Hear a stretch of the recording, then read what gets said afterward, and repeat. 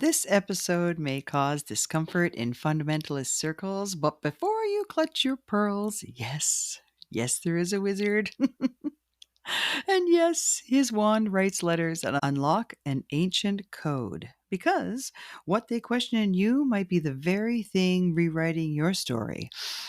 Now, here's my story how a little magic put me in the company of Christians where my books and my beliefs raised more than a few brows.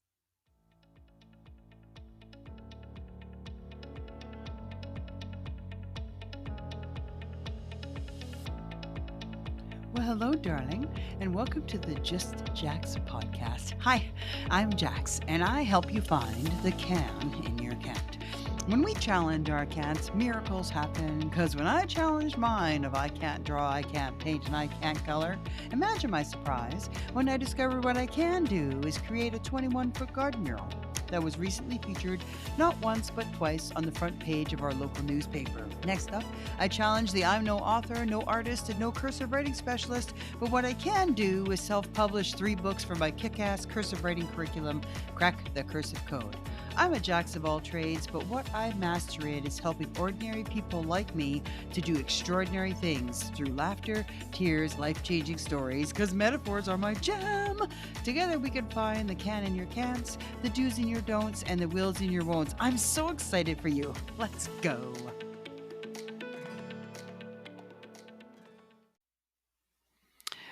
Well, hello, my darlings. Welcome to episode 3 of the Ultimate Cursive Writing Adventure, Crack the Cursive Code. And today we're diving into the heart of a story and the characters that ruffled more than a few feathers.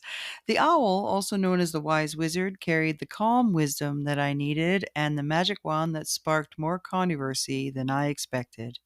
Then there's Captain Croc, the shape-shifting trickster who turned pirate ships into submarines, then into hot air balloons. His his adventures pushed the limits of what a story could do and tested how far someone would allow an imagination to go. But beneath the feathers and the fairy dust, I faced something much harder: betrayal, heartbreak, and a fundamentalist pushback that almost set me back. That heartbreak gave birth to a deeper lesson. For my friends, the word Christian is made up of 2 small words: Christ and Ian. And Christ never hurt nobody, never hurt a single solitary soul. Ian and all of the beliefs that go in the Ian part of that word is the one that has done all the pain. And I am done with the Ian part of that entire experience. This journey taught me that wisdom sometimes wears feathers, sometimes carries a wand, and sometimes stands in the middle of a storm to remind you who you are. So buckle up, babe. We're going to go through my organized religion story and how I was brought to my knees in a different way when I had to present my cursive writing curriculum to the homeschool world. All right. Let's get started. I understand there are different levels of organized religion and how you impact your life with the beliefs of that church system. I measure organized religion in a scale that is very unfamiliar to most people, and that is the scale of milk, where you have whipping cream on one end and you have skim milk on the other, and they are all differentiated by the amount of fat. And so I am going to have it in fat represents how deep they go into the rituals and the living of the religious experience in their day-to-day life. So, for example, in the Catholic world, you would go maybe on Christmas and Easter, or you could go weekly, or you could have even more of an experience like I did. It all started with my mother. My mother has had a horrific life in a lot of different ways, and religion was the only thing that made her have any value.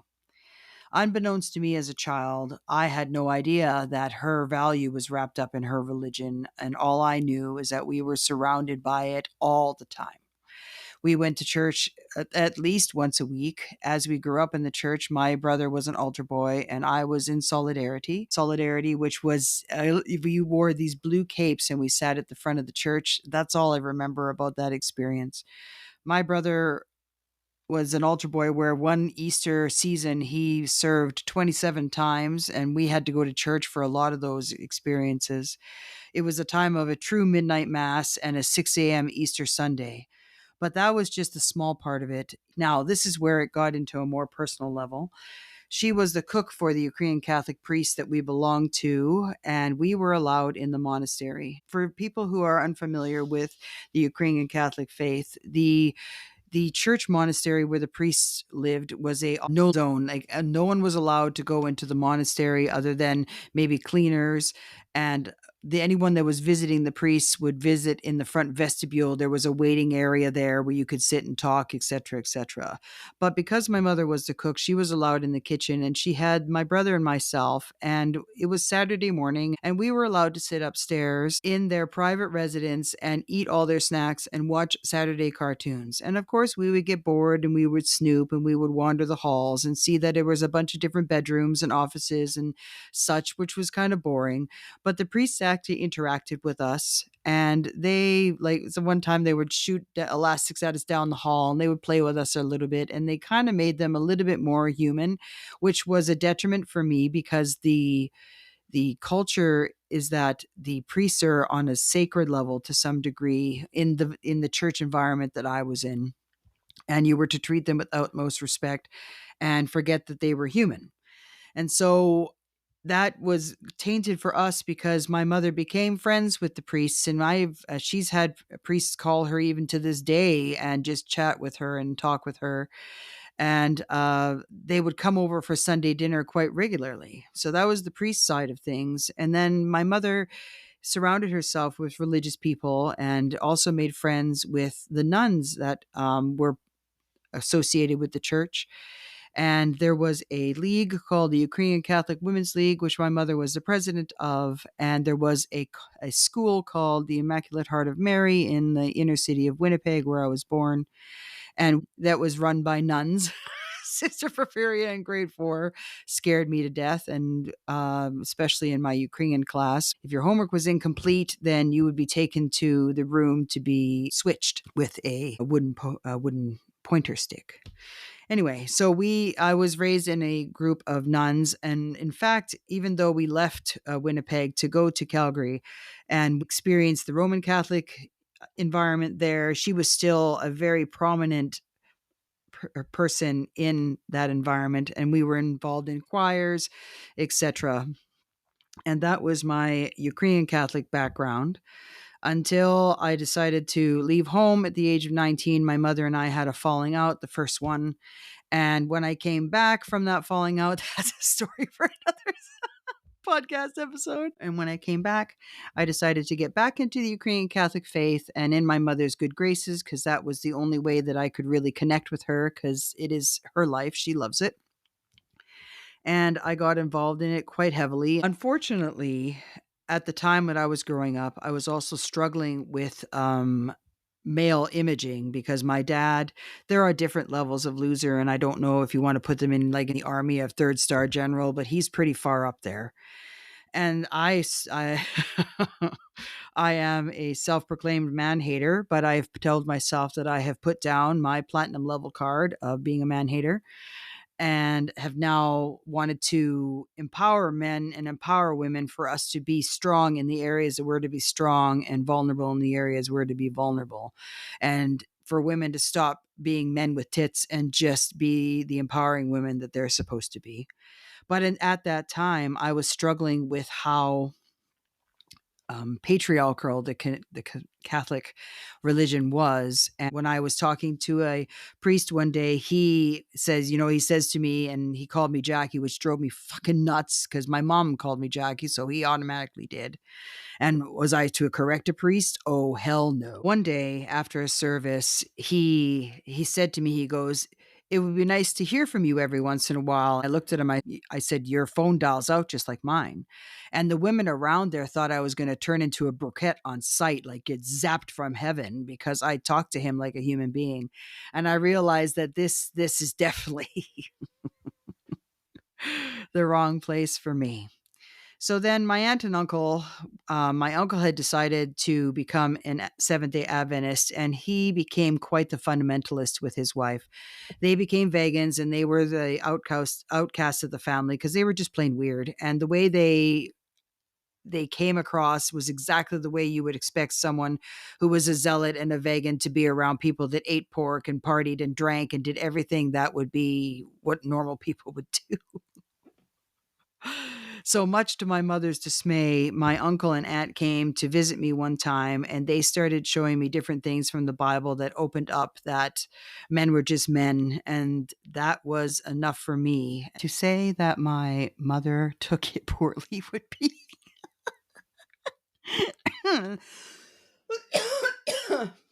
To say that she took the news poorly would be understatement. We broke contact and stopped talking to each other for almost a year and a half. And the only reason that we became in contact again is because I reached out to her due to my husband having a pretty serious farming accident. And my mom was a nurse, and I wanted to know what to do. And we started talking slowly after that. But part of it was pretty broken because this was the second time already that we have had an extended period of time apart from each other without any contact. And the last time I came back married and she had no idea. So this reconciliation was also on very, very shaky ground because my version of being a Seventh Day Adventist, my version of living my version of living the religion was a very tough pill to swallow because my aunt did some horrible, horrible Bible thumping on my mother to the point where it was almost abusive. And when I went to that environment, it my mother was beside herself, to say the least. He became a Seventh-day Adventist. I went whole hog. In fact, I wanted to live beside my aunt and uncle, and I was a city girl. Sure, I lived in a small town of about 500 people, but I rarely had anything to do with the people in town, and I felt like a complete outcast because all the other kids were part of 4-H programs and farmers or whatever, or had been around there since the dawn of time. And when you come in grade 10 and you're awkward and a city girl, it was horrible. That small town experience tainted me a bit, but I really wanted to get close to my aunt and uncle. So I inquired what kind of jobs there were to do. And at that time, there was no such thing as working remotely, for the internet was nowhere to be found. And it wasn't going to be created for a few more years. So the only job that was available was a dairy farmhand. And I'm telling you, the closest thing I came to a cow before that was Safeway. I'm definitely going to share what my experience was going from big city life to becoming a dairy farm hand. But I did it, and I did a kick ass job. The second thing that I did is I went from a diet where I ate everything other than stuff that made me sick, like fish or certain dairy products. And I gave up everything and became a hardcore vegan, and or vegan if you say it that way in the states. And I gave up chocolate, anything white other than my husband. So white flour, white sugar, and we only had honey and any kind of there eggs, cheese, meat, everything. And I lived that way for about 3 years and absolutely loved it. And I the third thing that still impacts me today is that I unplugged myself from society from 1993 to 2000. For those 7 years, I basically stayed away from anything that had to do with television or popular radio. Or I missed the entire grunge phase of all that music and Seinfeld, Friends, X Files. All of those. I missed all of that. Any kind of movies that were out at that time. Actually, my husband jokes with me when something comes on and I'm unfamiliar with it. He goes, "Oh, that's right. It's 90s," is our running joke. I took living it very seriously because it was the mindset was that if you cleaned the body, you cleared the mind and you could have a closer relationship with God. But these,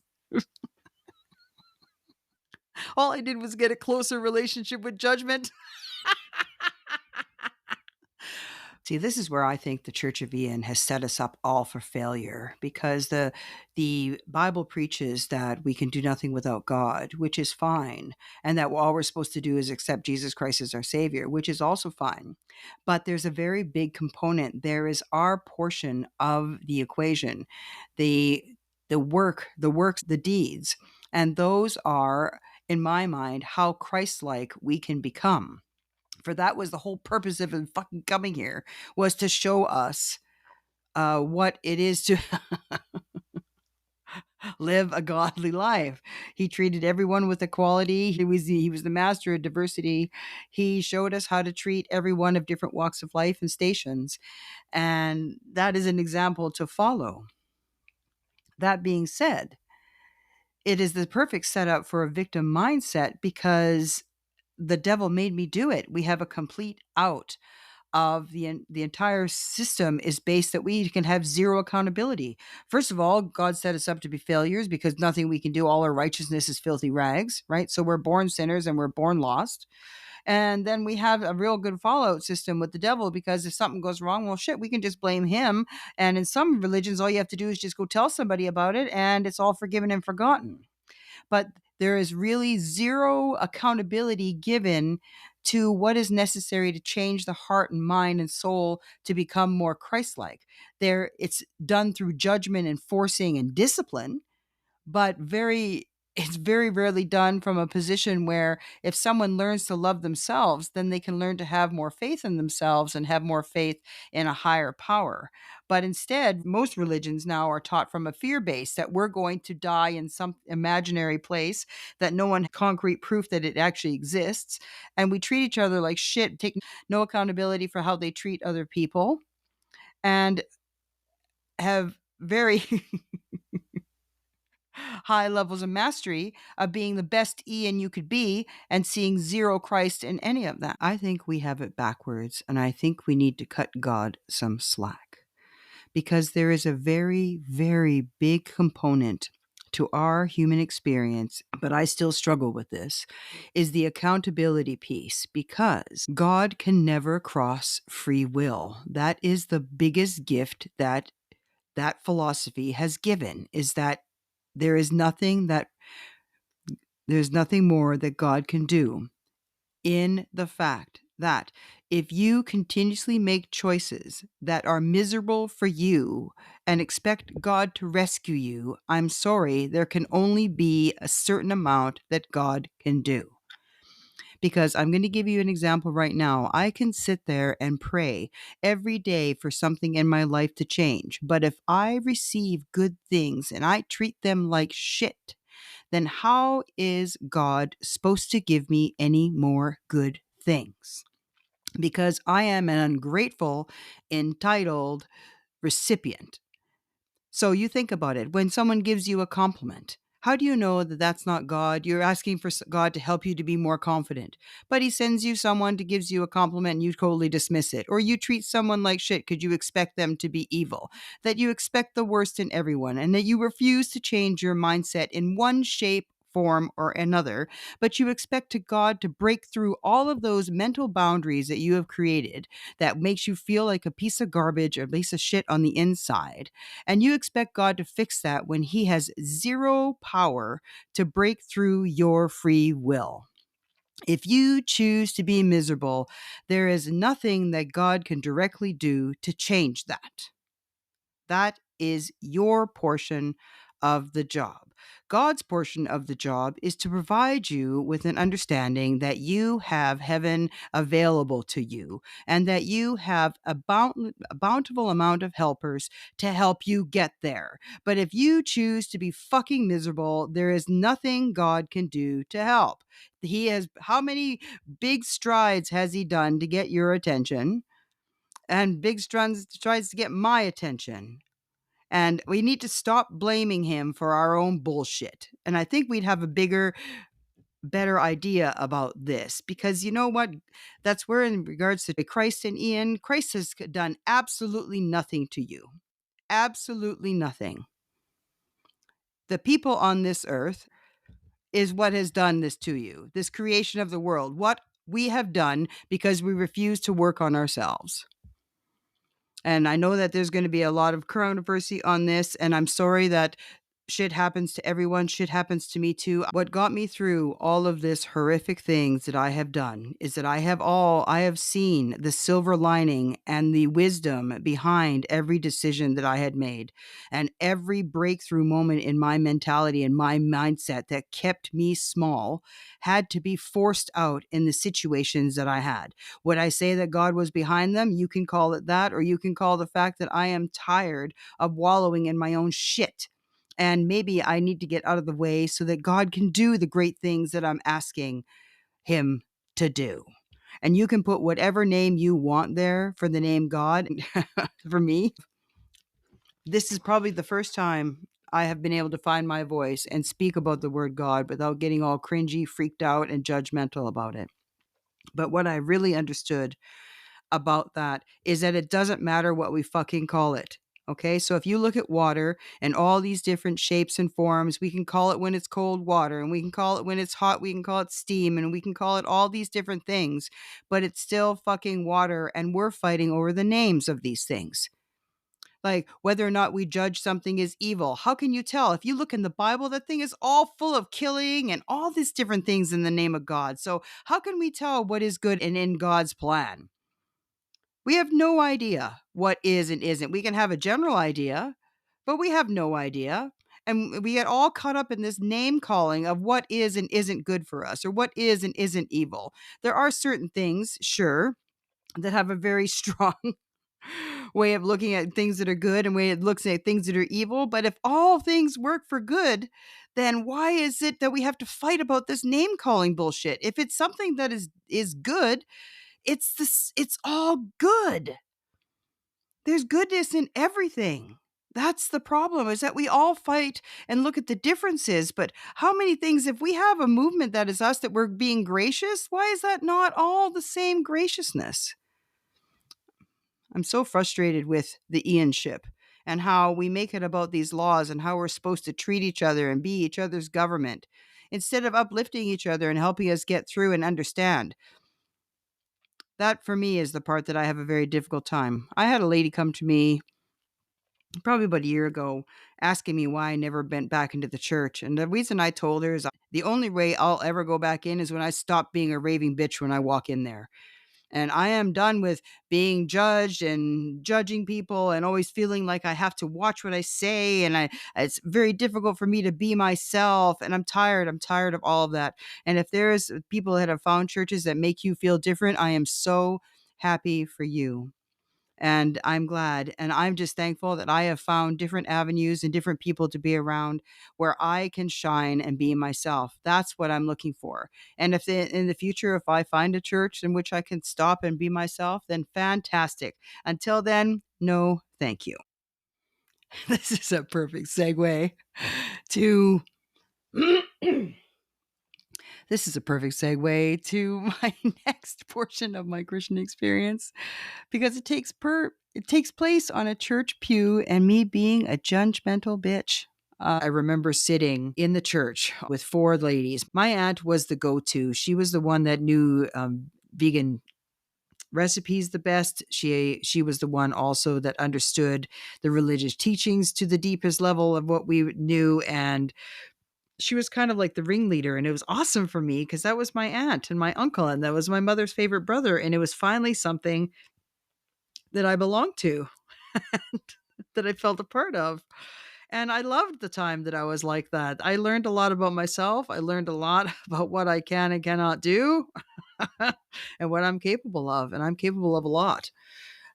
Then the day that I sat in the pew with the four of us, and we were talking from a very judgmental point of view of what constituted proper footwear for a godly woman. I remember a voice coming out of nowhere in my mind, and it just asked me the question as, what do you think the right footwear would be? And I'm like, what do you mean the right footwear would be? Or what do you think the right thing for you would be? And it wasn't just about the footwear, but it was everything. Little did I know that one question was going to rock my entire world, because I realized at that moment, up until that time, that I was allowing my mother and my aunt to dictate what I believed in. And that it was like the chameleon stage of my life was over, that I no longer wanted to emulate anyone else in regards to my spiritual experience, and open my mind up to something else. Unfortunately, at that time, my aunt and the other lady that was in the pew had a serious falling out, and it rocked our little group. And unfortunately, my aunt felt a lot of judgment from people for what happened, and received absolutely none from me, because if there was a level of sinner, I was a much greater one. So how could I ever condemn someone who's done something that I have done and better? That being said, my distance that she felt from me, the energetic break, the cord that was cut between her and myself, had absolutely nothing to do with what was going on currently in the church group. It had to do with the fact that I really needed to just figure things out for myself. Let's put it this way. My story has aspects of it that are really going to challenge some of you and can really strike your judgment chord. And I'm very good at that. It should actually go on my resume. But through those strong choices, and I mean strong in regards to what happened with them, I have become who I am now, and I am thankful for every single one of them. But at the time, it was very difficult, and I spiritually wanted to walk away from the church and wanted nothing to do with God whatsoever. I was done. I was done with what I felt like. I was done with how people were treating each other, just all the typical hypocritical stuff. I was just done with all of it, all of it. And I was thinking of exploring something different. And then when I asked God finally, I said, I was in a situation where I was very unhappy in my relationship. I had 2 kids, they were 4 and 2.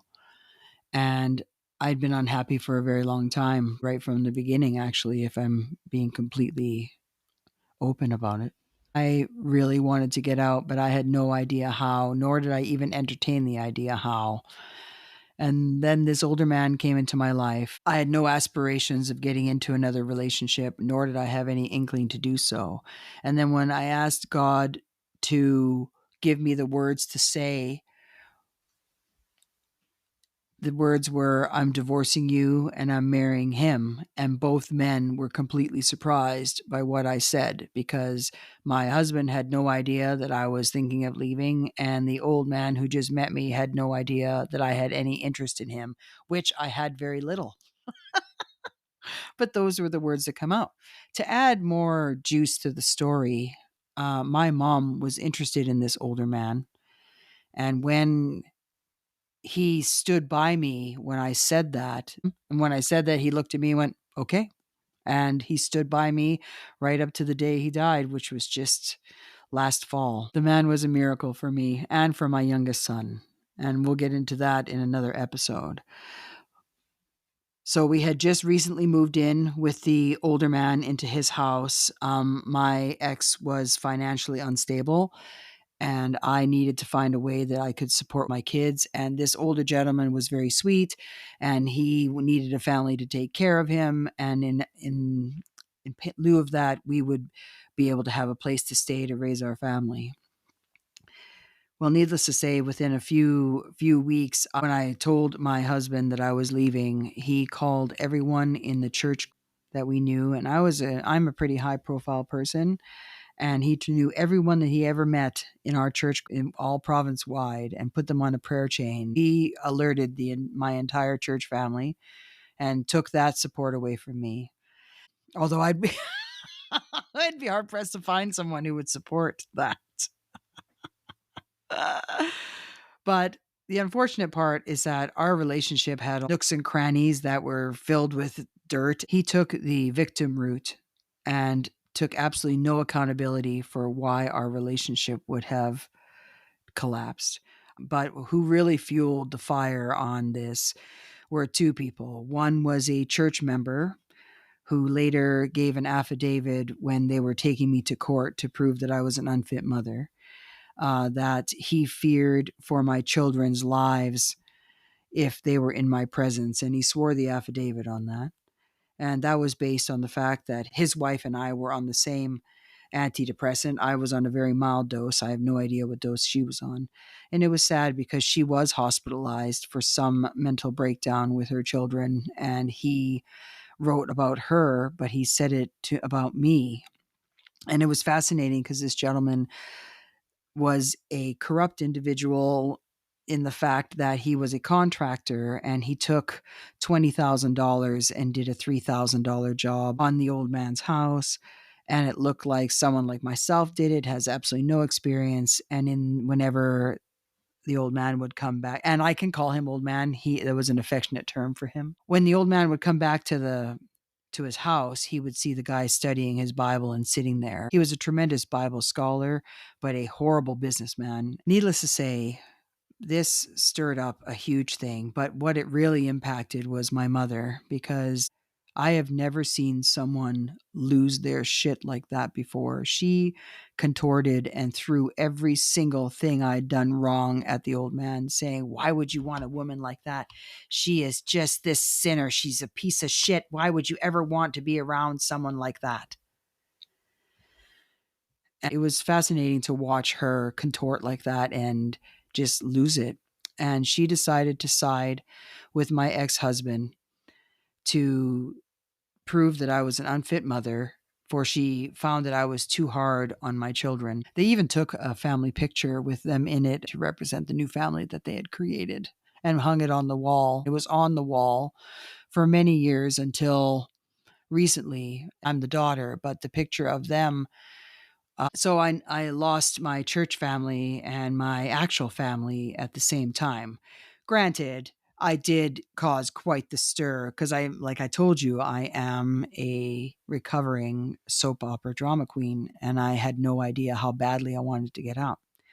Since we had recently moved into the house, my husband contacted the church elders and had all the boxes and the children's stuff removed lock, stock, and barrel. They left me with a knife, my clothing, and a hairdryer.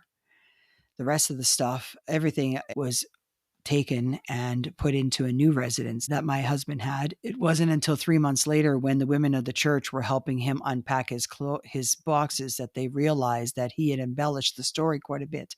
He made it sound like this was all premeditated, and I'm telling you, it was nothing. It was that stroke of that genius. That moment where I said, "I'm divorcing you and I'm marrying him," that said everything. And it came out of nowhere. I had no premeditated plans. I had no interest in the older gentleman. I had nothing. That just was what was said and what came out. And when they were unpacking all of the stuff, they realized that the boxes were packed by a woman. Everything of mine was all integrated within the boxes, showing that there was nothing premeditated about it. And that shifted the tide a little bit in the church. Until that time, there was one family that supported us through that process, and they were told that if we came onto the church property, we would be met with baseball bats. And that is a quote.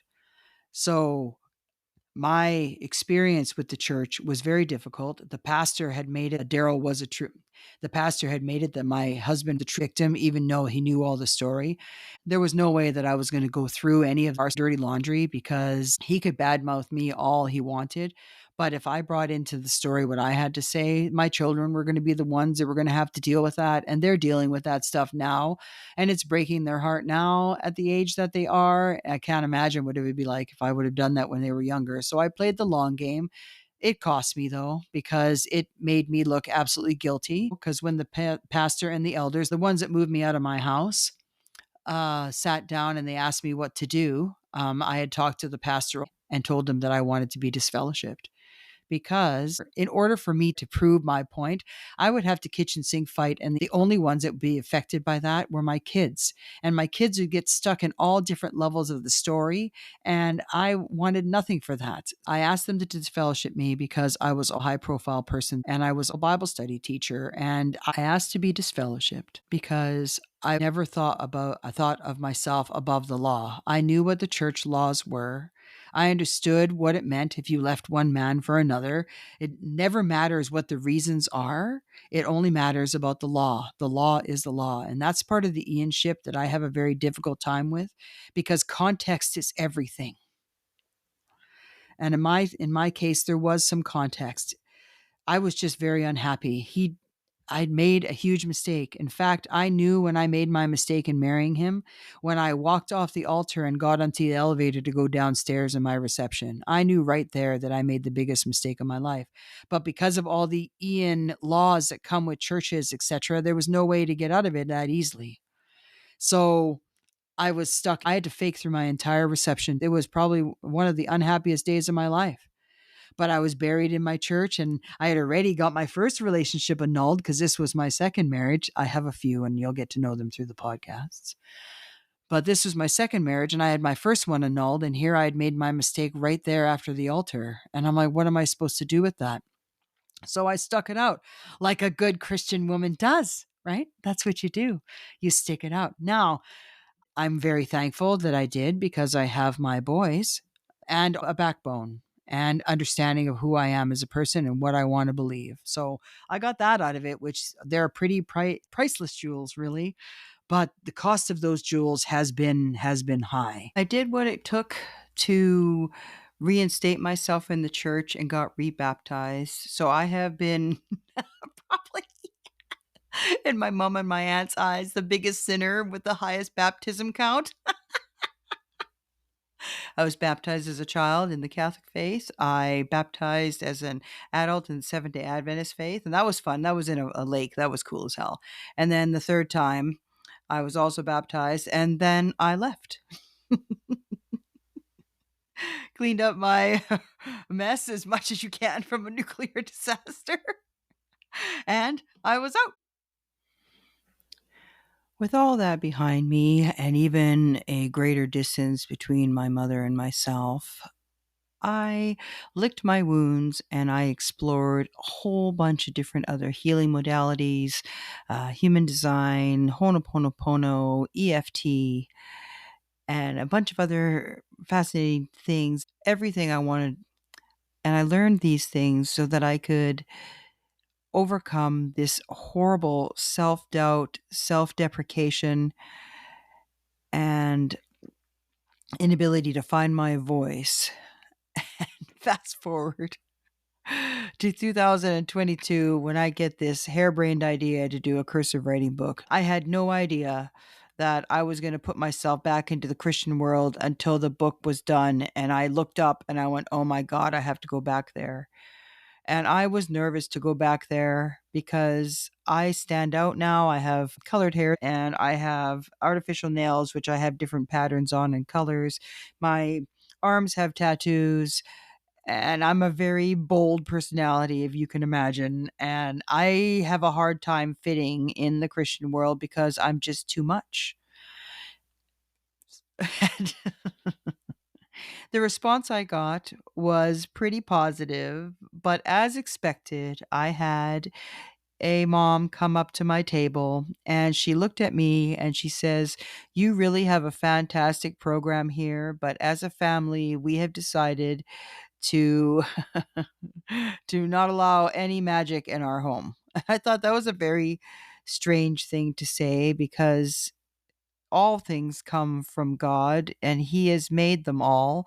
It's a neutral thing, much like alcohol or drugs. They can sit on a table and do absolutely nothing until the essence of the human picks it up and controls the energy to match them, and it can be either used as a useful tool or a weapon. And I find that we get too specific on this and we get all wrapped around the vessel instead of actually what is being involved, because some of the miracles that people had done in the Bible, they could have been classified as a witch or anything, but instead, because they were called a prophet, the action was okay.